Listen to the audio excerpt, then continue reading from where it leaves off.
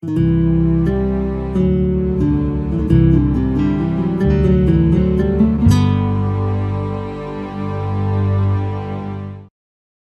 gente se desloca para ministrar, mas cresce mais, recebe muito mais do que doa. E tem sido para nós assim, né?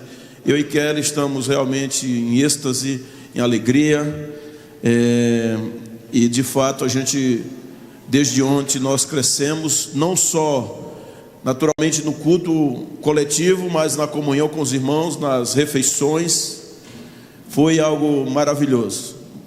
A gente daqui a pouco vai retornar a Recife, mas a gente vai levando uma lembrança muito forte, impregnada na nossa alma. E eu sei que essas marcas indeléveis, elas ficarão para sempre. Há lugares que você passa e ficam, né? Você visita tantos locais, mas alguns ficam para sempre. Então, Pastor Paulo, a primeira igreja entrou no nosso coração. Glória a Deus por isso, né? Queridos, eu sei que vocês estão aqui, não querem que eu vá contar histórias, vocês querem ouvir a palavra, então a gente vai ministrar. Queria que vocês abrissem a Bíblia em Gênesis capítulo 4, no versículo 1.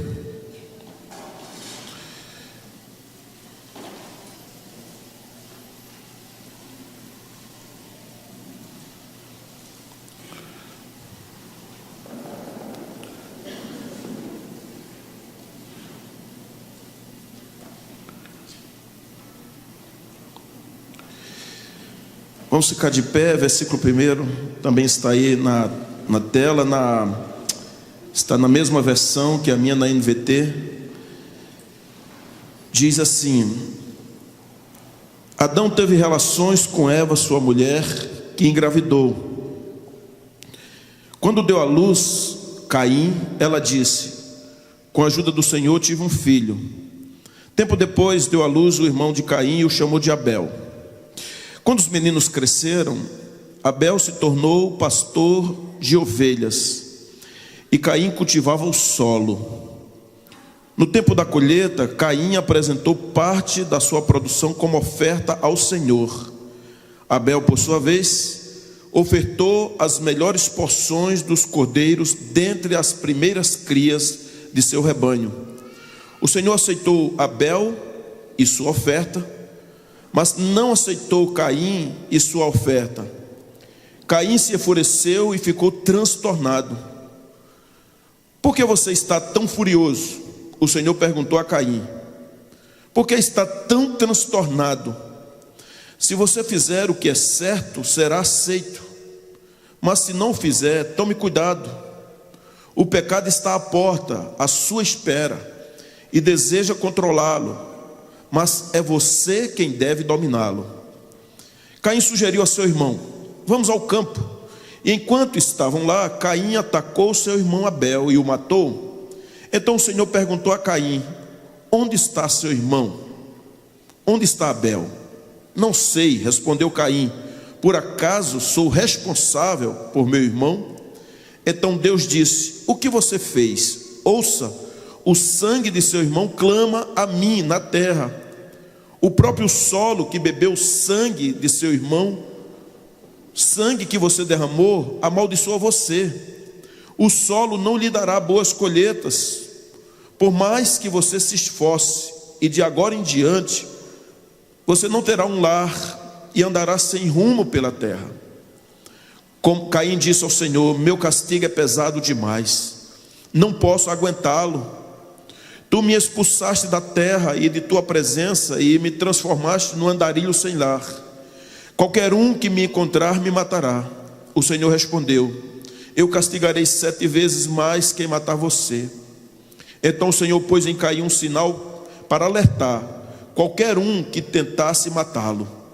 Caim saiu da presença do Senhor, se estabeleceu na terra de Nod, a leste do Éden. Caim teve relações com sua mulher, que engravidou e deu à luz a Enoque. Então Caim fundou uma cidade, a qual deu o nome de Enoque como seu filho. Até aqui. Oremos. Senhor, bendito Tu és. Tu fostes louvado nesta igreja, nessa noite, como em todos os anos que já se foram. E aqui, Senhor, foram elevados cânticos a Ti, expressões, abraços, confraternizações, dedicações. Tu és maravilhoso, Tu és o Deus da nossa história, Tu és o Deus que realmente dá sentido a nós. Nós existimos por Tua causa, e se nós estamos aqui também é porque a misericórdia do Senhor nos conduziu a este lugar. Bendito Tu és, Senhor. Como é maravilhoso poder dizer: eu pertenço a Ti. Que essa noite, mais uma vez, a Tua palavra, a qual nós a lemos, e que Paulo disse que ela é divinamente inspirada, ela é apta, ela é poderosa para corrigir, para ensinar coisas maravilhosas a nós. Eu peço que faça um efeito maravilhoso na vida de todos que adentraram neste lugar, e tantos outros que estão à distância, ouvindo a Tua palavra. Senhor, só Tu és poderoso para quebrantar corações e elevar aqueles que estavam caídos. Bendito Tu és, em nome de Jesus Cristo, amém. Podem sentar, queridos.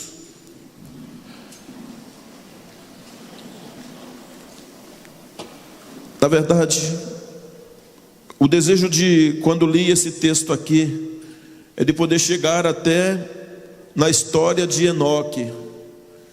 Mas para eu chegar na história de Enoque, eu preciso falar um pouco dessa história aqui de Caim e Abel. Nós precisamos imaginar de fato o que é que está no nosso coração, porque eu sei que alguns que entraram aqui nessa noite vieram de outras comunidades, de outras igrejas. Talvez alguém nem tenha igreja, mas o que de fato Caim e Abel é o significado da nossa vida. Ou nós somos como Caim, ou somos como Abel. Caim e Abel são tipos de cultos que se colocam diante de Deus, que oferece a Ele. E Caim e Abel também é uma representação da nossa vida. De fato, a Bíblia diz que é uma luta terrível dentro de nós. Uma pressão puxa para que nós sirvamos ao eu, e outra pressão, ela nos induz e se coloca assim diante de nós para que nós possamos olhar para Deus. Uma é contra, outra é a favor. Às vezes a que é contra tem a cara que é a favor, mas mesmo assim não agrada a Deus. Caim e Abel eram irmãos. A terra até então nunca havia recebido o sangue de ninguém derramando sobre a terra. Mas eles, sendo irmãos, nascidos da mesma mulher, havia uma coisa entre eles que não nutria comunhão. Era uma guerra. E então a palavra de Deus diz exatamente isso: que os meninos cresceram, Abel se tornou pastor de ovelhas, e Caim cultivava o solo. E quando eu falo aqui pastor de ovelhas e um outro que era um homem do campo, necessariamente não tem que haver uma maldição, porque o outro não era um pastor de ovelhas. Eu já ouvi muita pregação sobre isso, mas não precisa você fazer essa relação. Olha, ele cuidava de ovelhas e o outro, seu irmão, não. Então isso onde está a chave do problema, mas não é.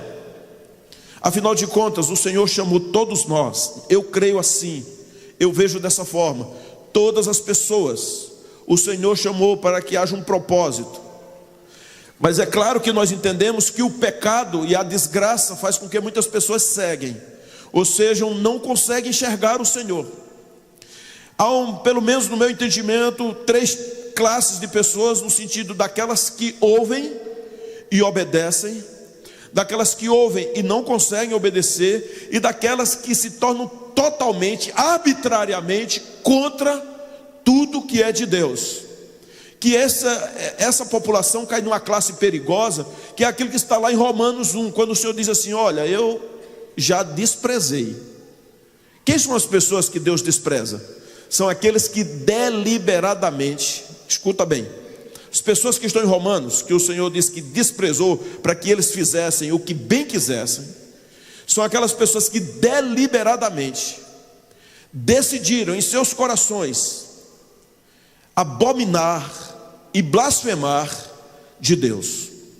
A palavra de Deus diz que o homem, observando as coisas, a natureza, a vida em si, o homem se torna capaz de imaginar que alguém criativo, alguém inteligente, alguém que de fato merece culto está por trás disso tudo. Por exemplo, existe a sociedade dos cientistas na América, nos Estados Unidos, em que eles acreditam realmente no design inteligente, mesmo que eles não consigam entender Deus, mas eles já chegaram à conclusão de que Charles Darwin estava absolutamente errado. E a gente está falando de uma cadeia de homens e mulheres que tem realmente um foco na ciência, no crescimento e no conhecimento, e baseado nisso eles chegaram à conclusão de que depois que conseguiram dissecar e desvendar o DNA, ficou impossível e insustentável falar a respeito de que o ser humano, ele vem nessa cadeia evolutiva da coisa mais complexa e absurda do que algo que chegou, alguém que chegou e criou. Nós temos a palavra de Deus e temos ela escrita e sabemos que o homem, a terra, as estrelas, o sol, a natureza, os rios, os mares, os animais, as plantas, as flores, tem um Criador maravilhoso por trás. E esse Criador é esse que nós estamos adorando ele aqui hoje. Você já imaginou isso? Como a vida fica muito mais bela, muito mais fácil, muito fantástica, poderemos pensar assim, quando nós imaginamos em que nós não somos alienados. Eu estava ouvindo ontem, quando cheguei no hotel, um cientista falando a respeito agora dessa mudança, dessa polaridade que temos aí nas eleições. E o entrevistador, o Dávila, ele perguntava àquele velho cientista político: por que você acha dessa coisa? Ele disse: olha, essas eleições têm uma força muito grande dos evangélicos, porque na verdade eles são alienados por pastores.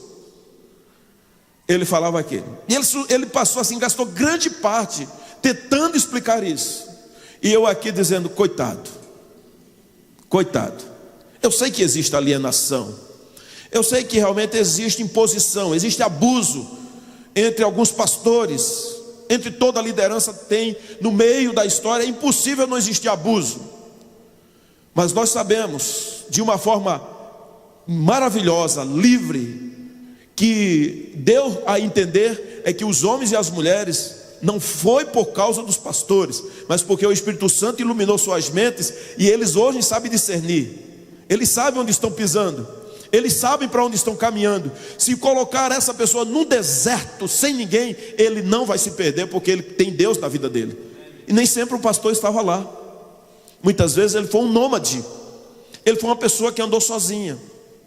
E queridos, quando nós pensamos, então, a Bíblia diz aqui que Abel se tornou pastor, Caim cultivava solo. No tempo da colheita, Caim apresentou parte de sua produção como oferta ao Senhor. Eu pergunto, o que há de errado?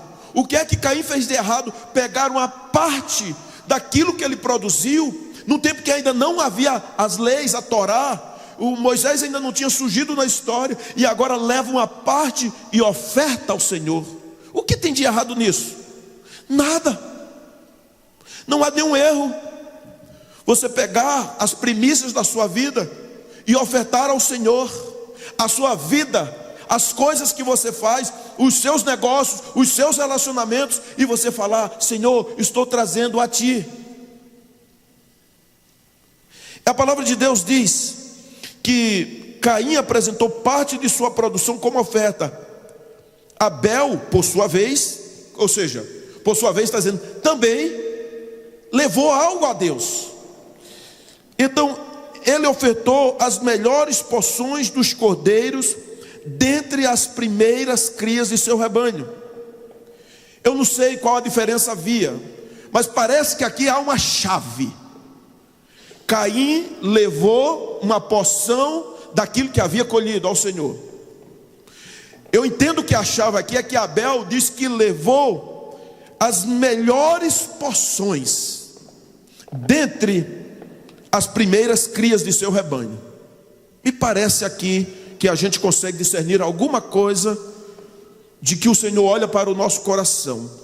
Ou seja, não basta apenas eu levar alguma coisa para Deus, mas a motivação que está por trás disto interessa também a Deus.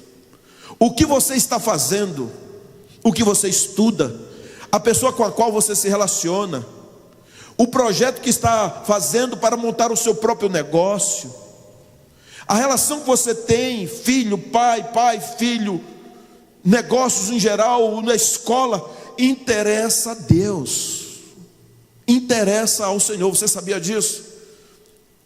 Eu fico assim maravilhado, porque a gente leva tempo para aprender isso, de como Deus se interessa pela motivação do meu coração. O que é que motivou? É dinheiro? É um carro? É uma viagem? Ou antes disso havia uma adoração por trás? E me parece exatamente isso, que a chave aqui é que Abel, o que ele leva a Deus, ele escolhe o melhor e as primeiras coisas. O melhor para Deus e as primícias para Deus. Parece que o culto de Caim foi um culto meio relaxado. Ele tinha muitas coisas também. Ele tirou alguma coisa e falou: sabe de uma coisa, eu vou tirar isso aqui para Deus e vou levar. Mas é mais ou menos o seguinte: eu levo para Deus, o Senhor está aqui. É a mesma coisa. Aqui no momento teve dízimo e ofertas. O Senhor sabe quem deu por ter dado de coração, dizer, e sabe quem não deu. Você vê a igreja, o Senhor sabe o motivo. Qualquer coisa que havia uma motivação de um interesse egoísta por trás, ou não. Mas eu quero dizer, queridos, que o Deus a quem nós servimos e a quem nós amamos, Ele se interessa por tudo que nós fazemos, por aquilo que pensamos, por aquilo que falamos, por aquilo que agimos. Ele de fato tem interesse. E foi exatamente isso aqui que Caim, ele fica irado, porque a Bíblia diz: o Senhor aceitou Abel e sua oferta, mas não aceitou Caim e sua oferta. São duas coisas.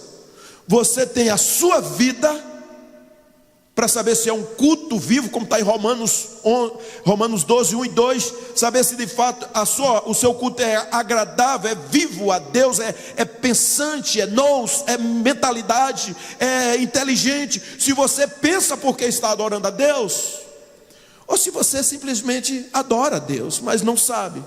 Então Abel, ele sabia. Antes de Abel ofertar, o Senhor já estava dizendo: eu me agrado da posição de Abel. E depois o que Abel pegou, o Senhor disse: eu me agrado do que Abel fez.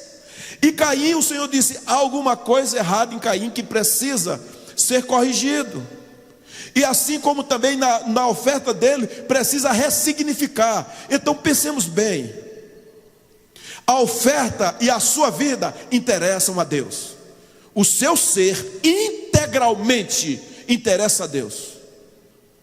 O Senhor se interessa pela roupa que você vestiu, pelo perfume que você comprou. Pastor, que bobagem. Os filósofos, pelo menos alguns deles, dizem: não, Deus fez o homem e soltou ele. Alguns teólogos às vezes pensam assim. Às vezes há uma teologia desmitificada, uma teologia pobre. Mas eu quero dizer que a teologia com o Espírito Santo, a presença do Espírito Santo, o Senhor se interessa por tudo que você faz. Tudo que você faz, tudo que você é, as coisas que você diz, aquilo que você de fato está no seu coração, o Senhor tem prazer. A minha mulher, ela vestiu uma bela roupa, ela está elegante. Mas melhor do que antes que seja para mim ou para alguém, que ela tenha dito: pai, eu estou bem. Você já falou nisso? A mulher vestiu uma roupa e olhar no espelho assim: pai, eu estou bem, estou indo para a tua casa. Já pensou nessa intimidade sua com Deus? O homem está se vestindo, tomando banho, fazendo a barba, ou cuidando, dizendo assim: Senhor, é para ti. Você sabe que Deus tem vontade de ter essa intimidade com você? E é possível ter. É possível ou não? É possível. Você mergulha no nível mais profundo de dizer: Senhor, já fiz muitas coisinhas, já fui religioso, já estive em várias igrejas, porque a coisa vai empobrecendo, porque você não mergulha no nível mais profundo. E o Senhor quer que nós tenhamos um culto de excelência para Ele. Irmãos, olhe bem, pensa aqui comigo. Eu não sei como é a sua vida relacional, mas o ideal é que você pratique um culto a Deus 24 horas na sua vida. O culto individual, o culto da intimidade, o culto relacional, o culto com seus filhos, o culto com os seus irmãos, o culto quando você está com seus amigos. Eles podem estar fazendo até bagaceiras lá do trabalho, fazendo falcatruas e coisas erradas, e você fala assim: eu tenho um culto a prestar ao Senhor. Quando você chega na igreja, ou um grupo na sua casa, você está praticando agora o culto coletivo. O culto nunca encerra, amém? Nunca o culto deve acabar. Quando o culto acaba é porque o pecado se filtrou e o pecado está dominando a sua vida. Escute, eu não estou pedindo para você ser uma pessoa chata, ao contrário. Se você vive uma relação de intimidade e de qualidade com Deus, você se torna inclusive uma pessoa simpática. Até as pessoas verão mais o seu riso. Você saberá ser misericordioso.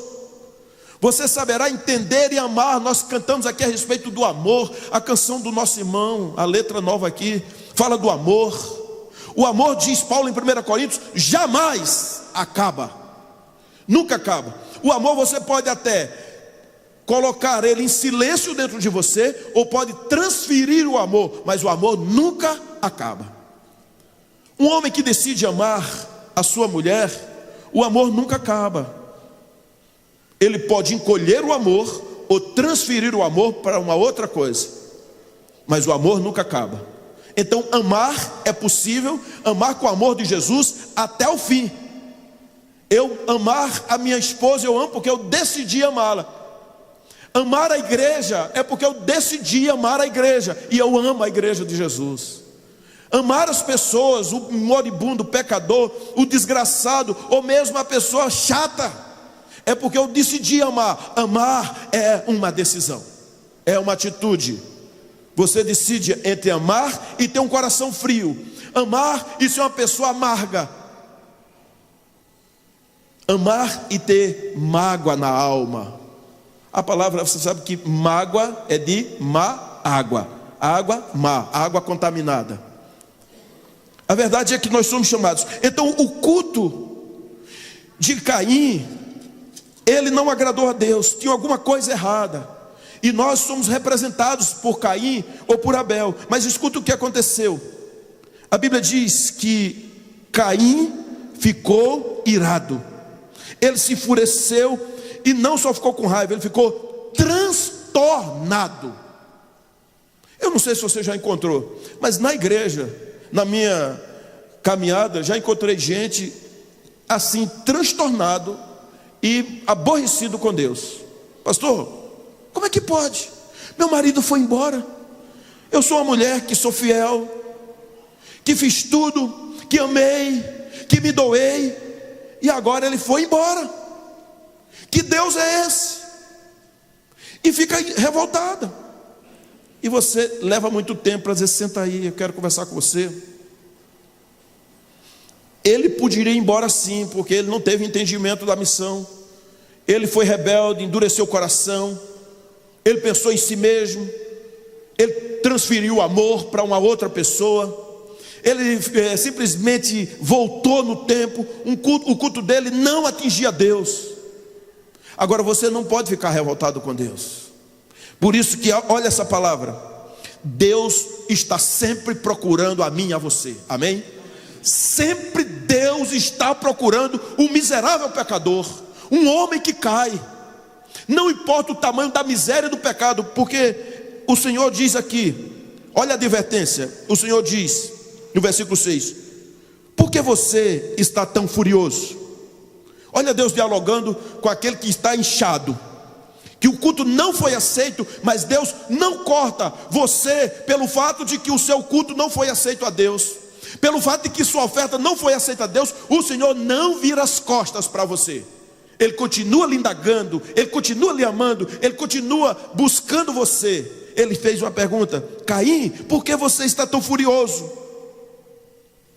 Por que está tão transtornado? O que é que passa na sua vida? Por que você fica irado? Por que é que você perde a estribeira da vida? Por que é que você perde a alegria da vida? Por que é que você perde os seus sonhos, os seus projetos e fala assim: estou desistindo? Era para eu ter passado naquele concurso, desisti. Era para de fato eu ter ido lá na casa do meu pai, pedido perdão, não vou mais. E você começa a desistir dos seus sonhos e projetos, porque o Senhor está procurando você. E o Senhor está dizendo: por que você está tão furioso? Está tão transtornado? Olha lá o 7. Se você fizer o que é certo, será aceito. Se você agora acertar, Caim, porque você fez uma coisa errada. Se você fizer o certo, eu vou estar dizendo: me dá a tua oferta, me dá a tua vida, eu quero ela, eu aceito. Eu não aceitei aquela porque não era de coração, mas eu quero uma nova oferta. Traz para mim que eu vou aceitar. Isso é o quê? Graça do Senhor liberada, misericórdia. Eu acho isso maravilhoso. Você vem ou vai no culto, ou se ajoelha diante do Senhor, parece que está um vazio, parece que está batendo, sabe, no ar. Aí no outro dia você vem, cai de joelhos diante do Senhor, o Senhor lhe renova completamente. Você já passou por isso? Eu já passei várias vezes. Você é renovado completamente, você consegue ouvir a voz do Espírito Santo. Aí você chora, se derrama e fala assim: Senhor, porque eu fui tão estúpido? Porque eu fui tão ignorante antes? Porque eu fui tão resistente? Porque eu amei a mim mesmo, ou o pecado, ou fui realmente alguém que virei as costas para ti? Mas o Senhor está de novo: Marcos Fenelon, porque você está desse jeito? Se você fizer certo, eu te aceito de novo. Você se sente uma pessoa assim, abraçada, beijada e amada pelo Senhor? Eu costumo contar por aí de que eu tenho um costume com Deus. Às vezes eu estou cansado e oro e deito, e estou ali deitado, e eu falo assim mesmo: Senhor, me dá um beijo que eu quero dormir. Irmãos, eu sinto o beijo de Deus. É como se fosse um bafo quente no meu rosto, dizendo assim: eu te amo, pode dormir. E me sinto beijado por Ele. Eu me sinto extremamente acolhido pelo Pai. Na minha insignificância, me sinto amado. E não tem lugar mais seguro para mim do que esse ponto de estar acolhido nos braços do Pai. É maravilhoso. Você se sente só? Você às vezes fala assim: puxa vida, eu estou na igreja, mas me sinto uma pessoa como se estivesse sozinho ali. Você olha assim, vê alguém alegre, feliz, vê o vocal cantando, as moças bem postadas, todas bonitas, os rapazes ali cantando com tanta evidência, e você fala assim: nunca você.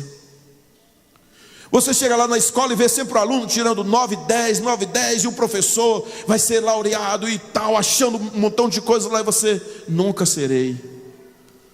Em casa você vê uma discriminação. Às vezes o esposo que trata mal a mulher, ou a mulher que não está dando mais bola, não tem mais amor para o marido, ou mesmo o filho que vai embora e não tem hora de voltar, e você fala assim: perdi. Mas o Senhor sempre está dizendo: eu estou aqui para restaurar, para recuperar, para fazer renascer. Irmãos, olhe bem, eu não sei se você é um desses que já se sentiu solitário. Eu já me senti.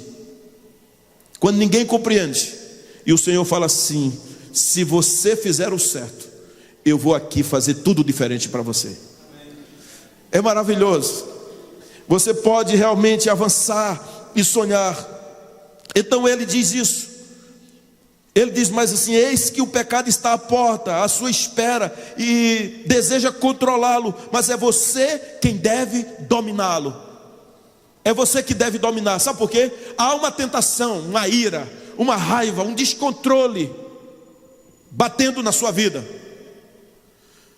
Mas o Senhor está dizendo: olha, o pecado jaz à porta, jaz de jazigo, ou seja, leva você à morte, ou está à porta. A tentação está à porta.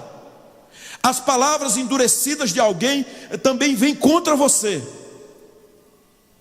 e você se acha o patinho mais feio no meio de tantos. Você realmente acha uma pessoa que não vai. Mas o Senhor diz assim: é você quem deve dominá-lo. Eu gosto disso. O Senhor está dizendo: eu coloco dentro de você força, visão, coragem para você simplesmente se levantar e dizer: Senhor, se tu dizes isso, eu vou me levantar. Na tua força eu farei, na tua força eu irei. Davi, lembra de Davi quando ele ia vencer o gigante? Ele disse: você pode vir comigo com qualquer coisa, com pedra, vara, pau, com lanças, mas eu vou a você, não vou por causa de pedrinhas, mas eu vou contra você. É no nome do Deus vivo. Saiba de uma coisa: no nome do Deus vivo, você é uma pessoa mais que vencedora em todas as coisas. Mas você tem que crer.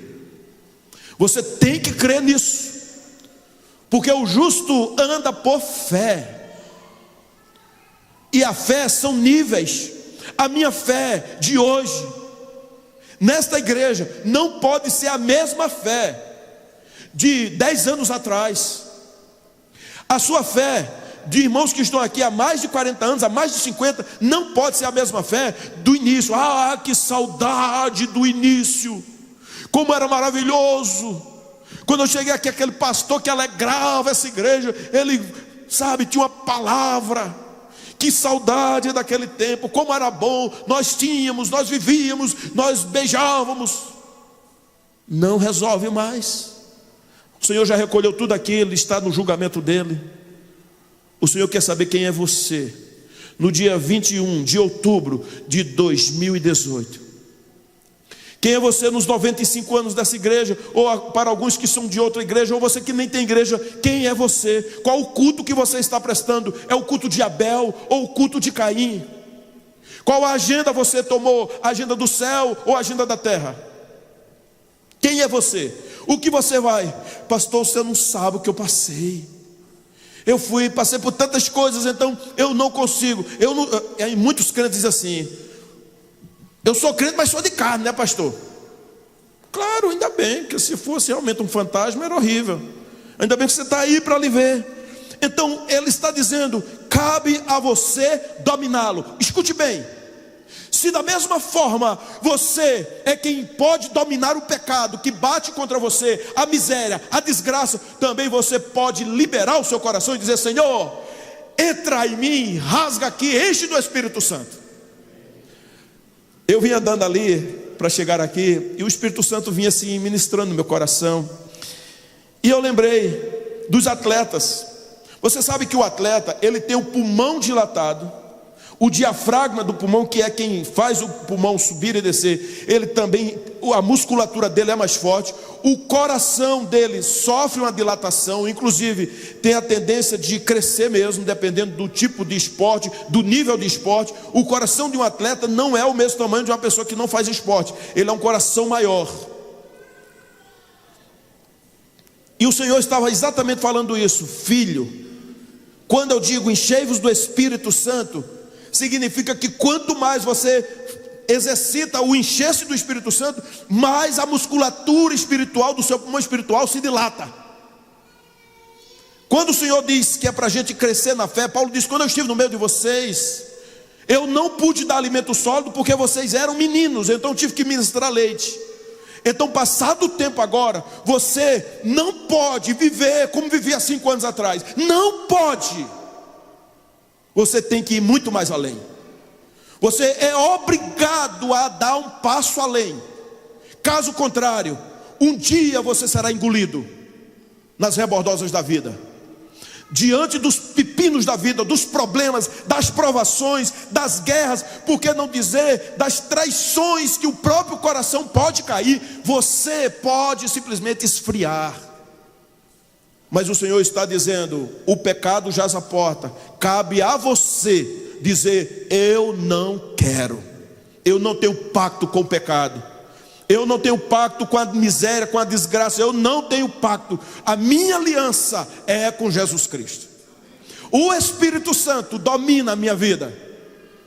Eu não tenho, em hipótese alguma, negócio com o mal. Irmãos, tenham coragem de dizer: eu não tenho negócio com o mal, eu não tenho negócio com o diabo. Jesus disse isso. Ele disse que o diabo vem aí, mas eu não tenho nada com ele. Se ele veio para Jesus, se ele veio tentar Jesus, ele virá contra você, virá contra a minha vida. Você tem que ter coragem. Quando a Bíblia fala mente de Cristo, essa palavra grega nous, não é? Entre você ter uma paranoia, ou seja, a mesma ideia, o mesmo pensamento, a coisa olhando para o chão, ou a metanoia, ressignificar o pensamento novo, olhando para o alvo, olhando para Cristo. Você não pode ser a pessoa igual àquele que não tem Cristo, porque você tem metanoia, a mente de Cristo. Então você tem autoridade e poder para dizer: pecado, fora da minha vida. Tristeza, derrota, miséria, fora da minha vida. Porque o Senhor estava dizendo: Caim, o pecado, a morte está batendo na tua porta. Cabe a você, não cabe a mim. Porque às vezes a gente fala assim: Senhor, não deixa eu cair nisso. Claro, porque está escrito, inclusive na oração. Mas você tem que ser corajoso e fazer a sua parte. Tiago diz que não há nenhuma tentação que venha sobre nós sem que antes o Senhor não mande o escape. Você tem que fazer uma mudança entre tentação e provação. Tentação vem de dentro para fora, provação vem de fora para dentro. A tentação nasce nos desejos seus, nos seus pensamentos, na sua carne, nos seus projetos, na vontade de ter, do ser. A aprovação não, o Senhor manda ela.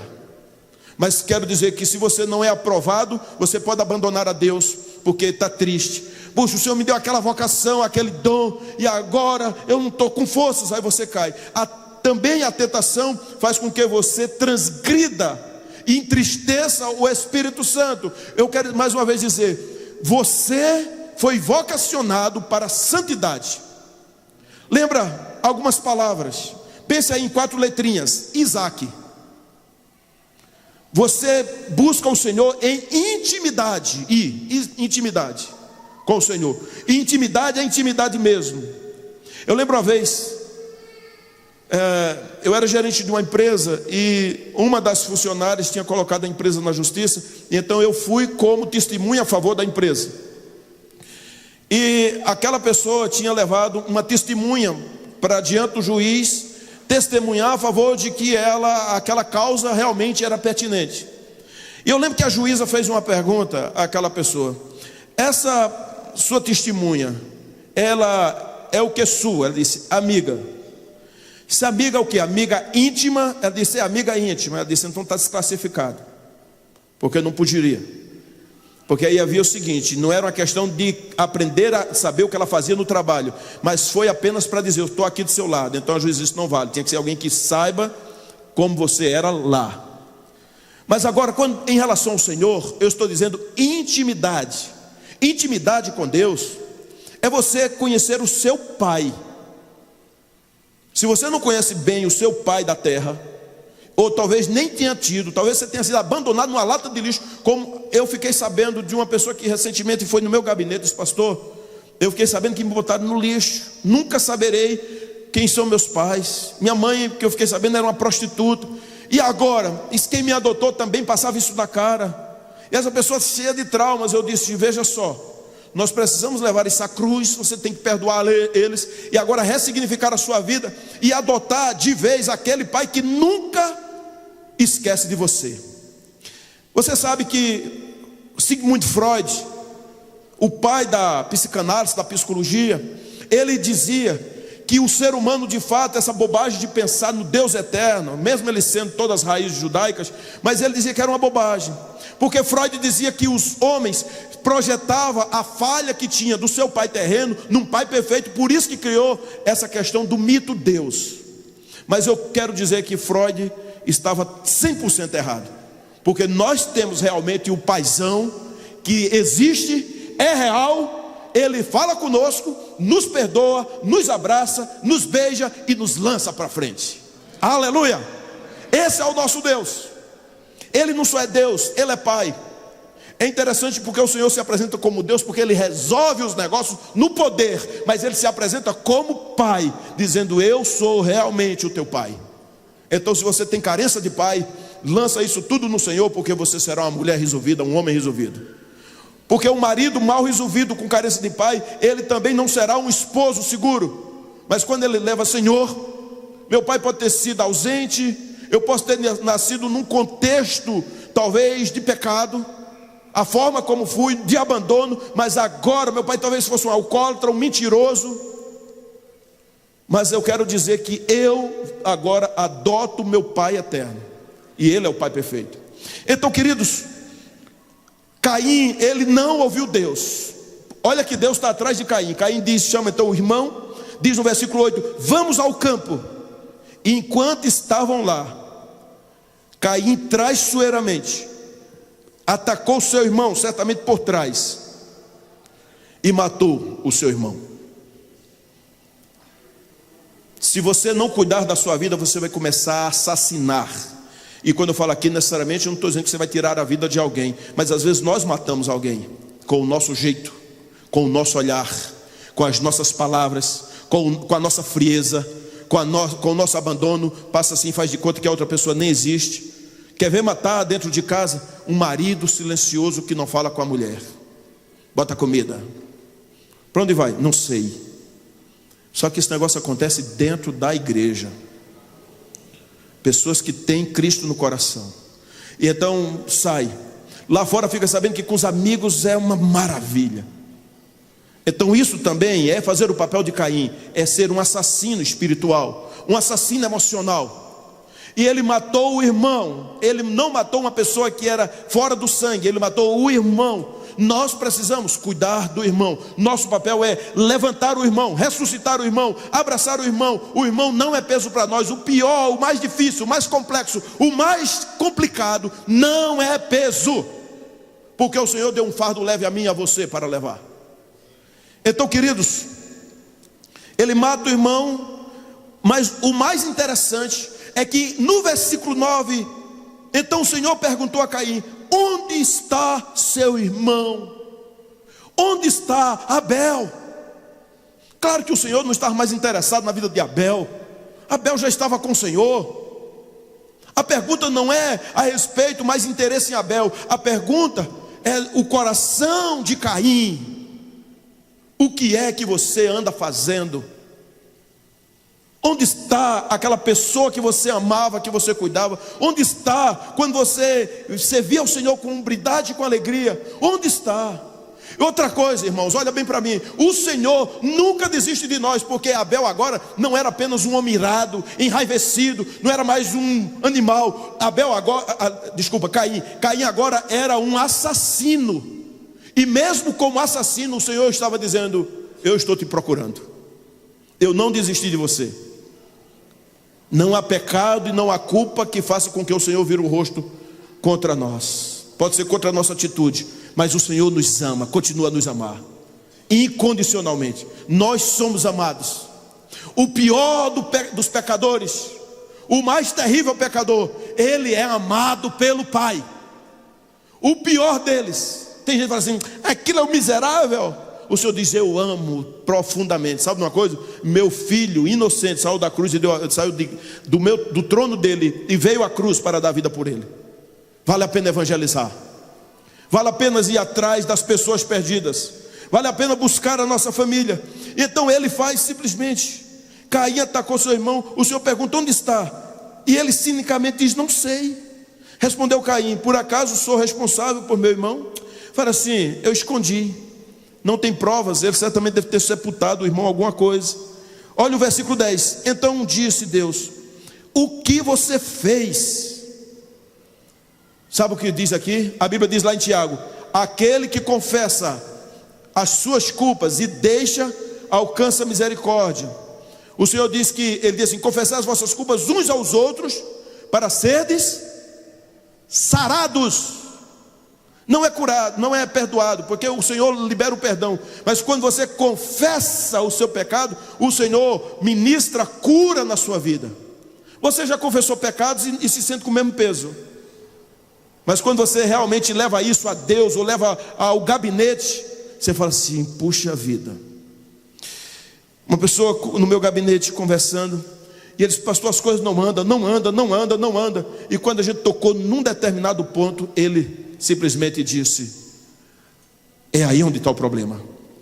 Então eu quero chamar você nessa noite, quando o Senhor diz: ouça, o sangue de seu irmão clama a mim da terra, o próprio solo bebeu do sangue, há uma maldição, porque você fez isso.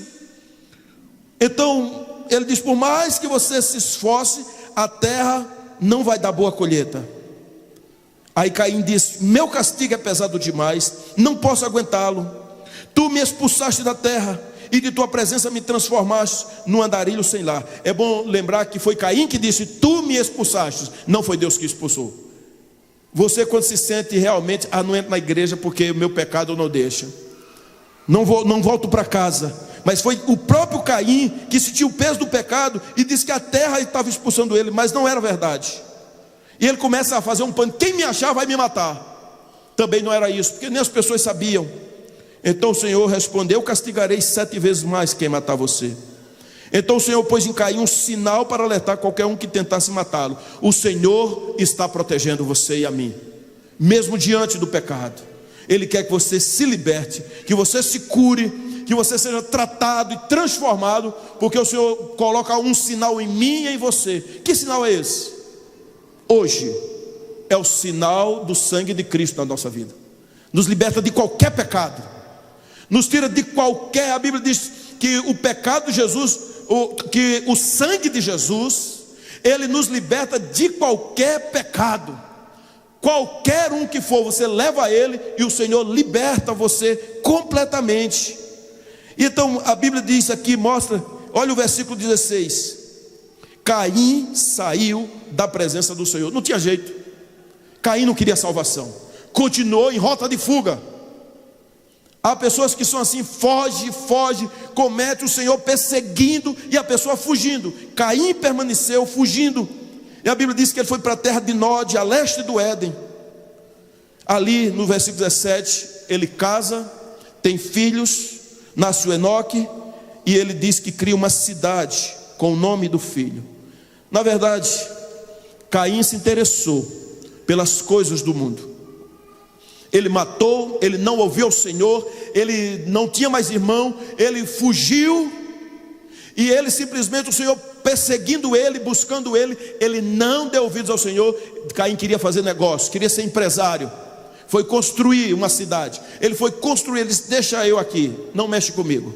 E nós não sabemos o fim, mas a verdade é que estava longe de Deus. Por isso, queridos, quando nós olhamos a nossa vida, muitas vezes nós fugimos da presença do Senhor. O melhor de tudo é que você pode até ir até os confins e nem ter salvação, mas o Senhor nunca desiste de você. Logo, eu aprendo com essa mensagem: o homem escolhe o seu destino. Eu entendo perfeitamente. O Senhor está atrás de mim e de você. Deixa eu lhe dizer, quando eu me converti, depois de um tempo fui morar no Rio de Janeiro, eu me afastei completamente dos caminhos do Senhor. Eu fui viver a minha vida. O que deu na cabeça para fazer, eu fui fazer. Mas o mais impressionante é que eu nunca deixei de ouvir a voz do Senhor dizendo: eu quero você de volta.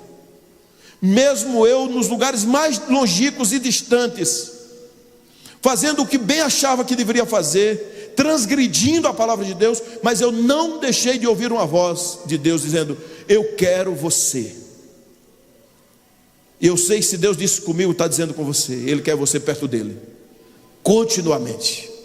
Continuamente, você não tem nenhum motivo jamais para se afastar de Deus. Por isso, eu quero orar com você, para que você faça uma aliança com o Senhor nessa noite, ou reafirme a aliança de andar com o Senhor Jesus, de viver uma vida com Ele, de ir até os confins, dizendo: aconteça o que acontecer. Fazer a oração de Abacuque 2. Tudo dá errado, talvez, as coisas são uma mentira, o emprego não chega, os políticos se enganam, o presidente que vai ganhar aí, eu não sei quem vai ser, não está sendo o que eu queria. Agora, e agora? Todavia, disse Abacuque, eu me alegrarei no Senhor. É uma decisão. É uma decisão de vencer. Você toma uma decisão nessa noite em que não vai deixar a sua esposa nunca, vai andar com ela até o fim, vai melhorar a relação. Você toma uma decisão, esposa, que vai amar o seu marido. Você toma uma decisão, jovem, que vai seguir ao Senhor, custa o que custar, mesmo na faculdade, nas situações mais terríveis, nas piores tentações, você fala assim: eu tenho um Deus. Vamos orar, fique de pé.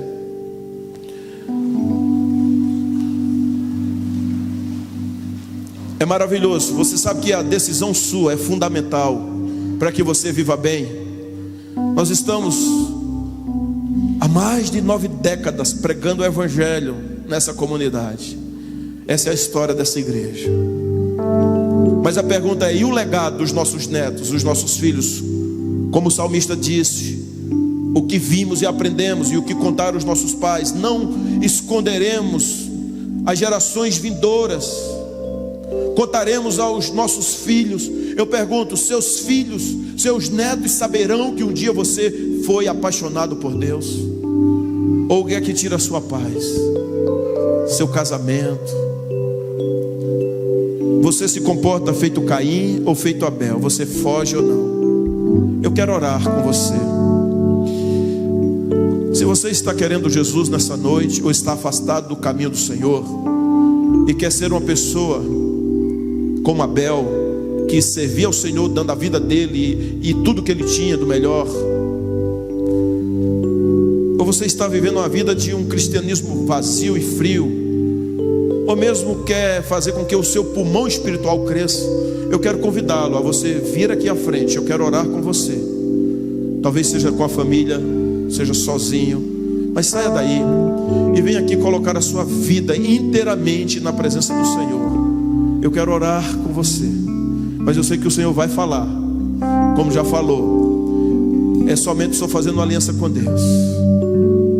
Enquanto nós vamos cantar um louvor, saia do seu lugar e venha aqui, porque essa é uma noite que o Senhor reservou para que você seja parecido com Jesus. E amar com o amor de Jesus é possível.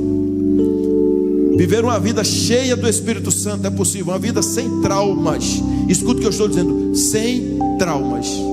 Uma vida de alegria e de ousadia é com o Senhor. Por isso que está escrito ali no paredão, Salmo 126:3: grandes coisas fez o Senhor por nós, e por isso estamos alegres.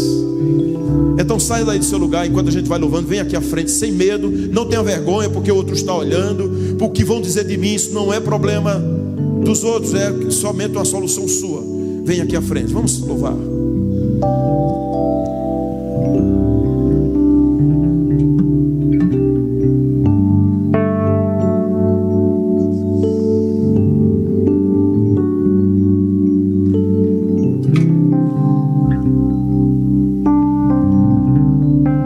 Você pode vir, sair do seu lugar, ser corajoso, em nome de Jesus. Esse é um Deus maravilhoso. Amém. Seja corajoso, rompa, seja corajosa. Venha, porque o Senhor não quer falar com você amanhã, Ele quer falar com você hoje. Ele quer sua coragem hoje, em nome de Jesus. Entregue sua vida a Jesus. Se sua vida já é de Jesus, faça de fato você crescer, em nome de Jesus. Deixa o Senhor falar com você. Sai do seu lugar, tenha coragem, venha. Os jovens, talvez os jovens, alguns estejam passando por lutas, tentações, frieza. Saia do seu lugar e venha, em nome de Jesus.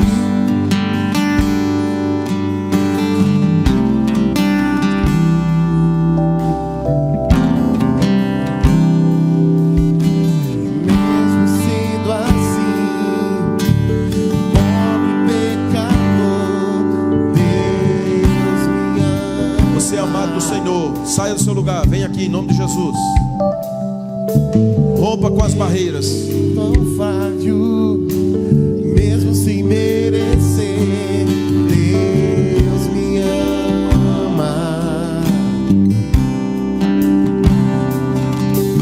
Se eu estou forte, se eu estou de pé,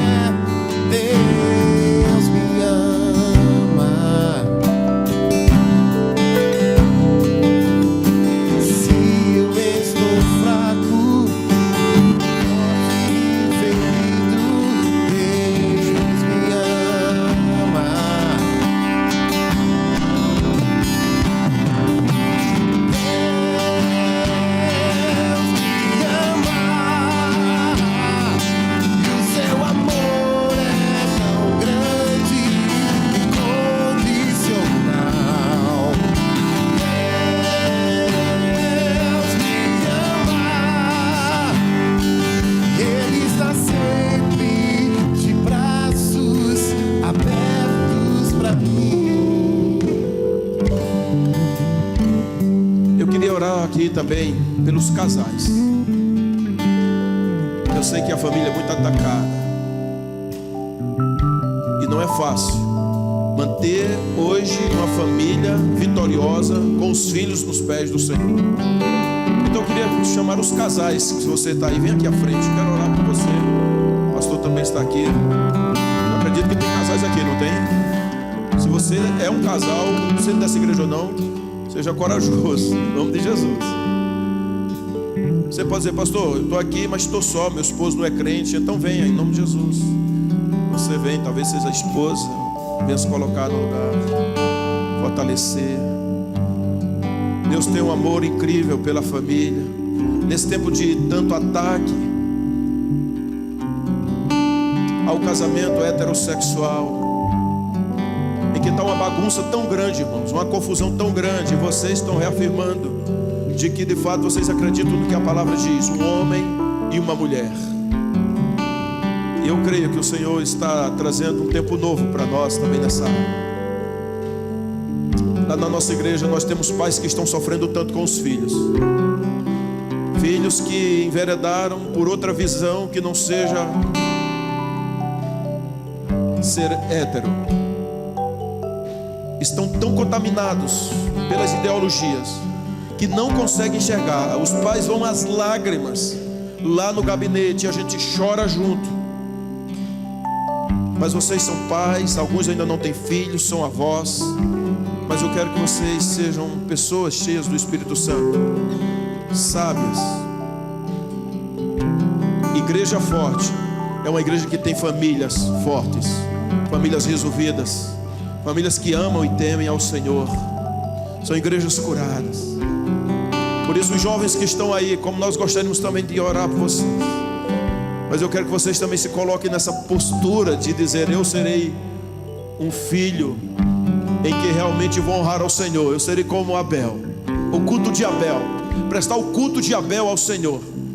E dali, daquela geração, nasceu uma pessoa que se chamava Enoque. E Enoque foi um dos que menos viveu na face da terra, no tempo que se vivia muito, porque a Bíblia diz que Deus tomou Enoque porque andara com ele. O Senhor quer uma geração de pessoas que andem com ele, decidam andar com o Senhor. Maridos, sejam melhores do que vocês já foram até hoje. Esposas, sejam melhores do que já foram até hoje. Sejam abençoadoras. Filhos, sejam melhores do que já foram até hoje. Essa igreja ainda ela pode melhorar muito, produzir muito, trazer muita gente que está perdida, mas que virão à casa do Senhor e se converterão. Sabe por quê? Porque vocês estarão vivendo na plenitude da graça de Deus. Eu creio assim. Nós vamos estender junto com o pastor aqui também. Vamos estender as mãos, a esposa do pastor, minha esposa também está ali. Vamos estender as mãos para vocês, vamos orar. Coloquem tudo diante do Senhor. Pai querido, seja bendito o teu nome. Tua igreja celebra uma data tão linda, 95 anos de história, de vitória. Glórias sejam dadas ao teu nome. Essa é a geração que o Senhor levantou nesse tempo, de idades diversas, homens e mulheres, crianças, adolescentes, jovens, adultos. Senhor, aqui está a tua igreja. Nós oramos a favor dela, porque o Senhor levantou pastores para apacentar o rebanho do Senhor. Senhor, são casais que aqui estão, que também têm suas crises, muitas vezes têm seus vazios, às vezes, Senhor, tem suas tentações, mas nessa noite o Senhor volta a ressignificar a vida dos teus servos, dos casais, como esposo, que seja aquele homem que seja a figura de Jesus, que decide amar a esposa e dar a vida por ela, para que ela seja uma esposa como se fosse sem ruga, sem mácula, com as vestes brancas.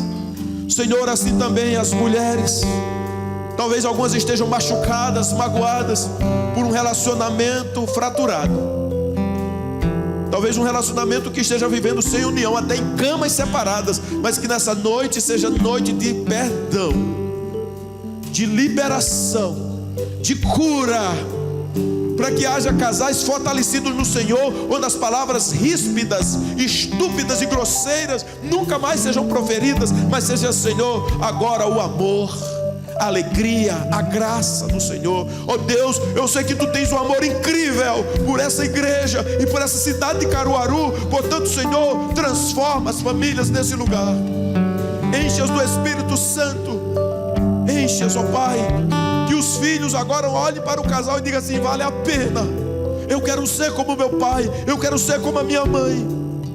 Ó Deus, tenha compaixão, traz o favor, a graça, a cura, de novo a alegria de viver, a alegria de ser casado, a alegria de ser esposa, a alegria de ser marido, a alegria de ser filho, a alegria de ser avô. Ó Deus, agora em nome de Jesus, tenha compaixão, assim como Tu buscasse Caim insistentemente, não desistisse. Eu sei que Tu não desiste desses aqui que são Teus filhos amados. Operas na vida da Tua serva que veio à frente, dos queridos que fazem parte dessa igreja, dos que mesmo vieram por amor visitando, mas que voltem para suas casas e sejam diferentes, em nome de Jesus. Senhor, instrui Teus servos, líderes nessa igreja, os diáconos, aqueles que cantam, que tocam, os líderes, Pai, não tenham inveja no coração, não tenham frieza, não tenham orgulho, sejam a liderança curada e tratada em nome de Jesus. Teu servo pastor, Senhor, o Senhor encha ele de saúde, de vitória, de gozo, de alegria. Ó Deus, é o